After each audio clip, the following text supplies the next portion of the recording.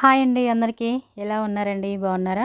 చూడండి, ఇదైతే చక్కగా చుక్క కూర ఒక కట్ట తీసుకున్నాను, పాలకూర ఒక కట్ట. ఈ రెండు కలిపి చక్కగా నేనైతే పప్పు చేస్తున్నానన్నమాట. పప్పు వండుతున్నాను.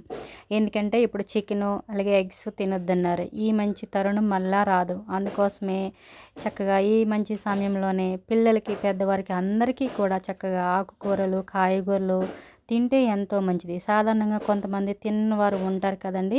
ఈ టైంలో చక్కగా పెడితే మంచిదండి. కావాల్సిన మంచి ఆరోగ్యం. ఇక్కడైతే నేను బంగాళదుంపలు క్యారెట్ కర్రీ చేస్తున్నాను అనమాట. పప్పులోకి కొద్దిగా ఇది కూడా ఇగురు కింద పెడుతున్నాను అనమాట. కాంబినేషను చక్కగా మనం తింటూ ఉంటే బాగుంటుంది కదండి.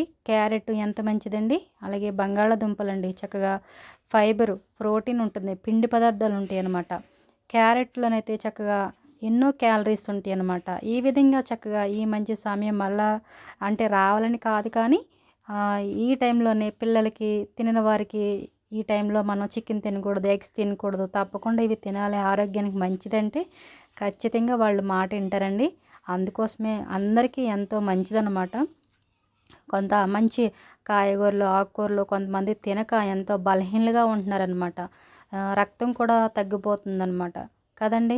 ఏమైనప్పటికీ ఈ సమయంలోనే చక్కగా ఇంటిలోనే ఉంటూ పిల్లలకి పెద్దవారికి ఈ విధంగా చక్కగా కాయగూరలతోటి ఆకుకూరలతోటి చక్కగా మనం వంట చేసి పెడితే ఎంతో మంచి ఆరోగ్యం అండి. ఇక్కడ నేను పాలకూర కొబ్బరి తురుముకొని చక్కగా నేనైతే రైస్ చేస్తున్నానండి. ఎంతో బాగుంటుంది, మా పిల్లలకి బాగా ఇష్టం అనమాట. పాలకూర రైసు కొబ్బరి రెండు కలిపి చేస్తేనండి టేస్టీగా ఉంటుంది. కొబ్బరి ఎంత మంచిదండి కదండి. కొబ్బరిలోని చక్కగా హై క్యాలరీస్ ఉంటాయి అన్నమాట. ఎందుకంటే మాంసాహారం కంటే వీటిలో ఎక్కువ పోషకాలు అనేవి ఎక్కువగా ఉంటాయండి. పాలకూర ఎంత మంచిదండి మన కంటి చూపుకి మన శరీరానికి.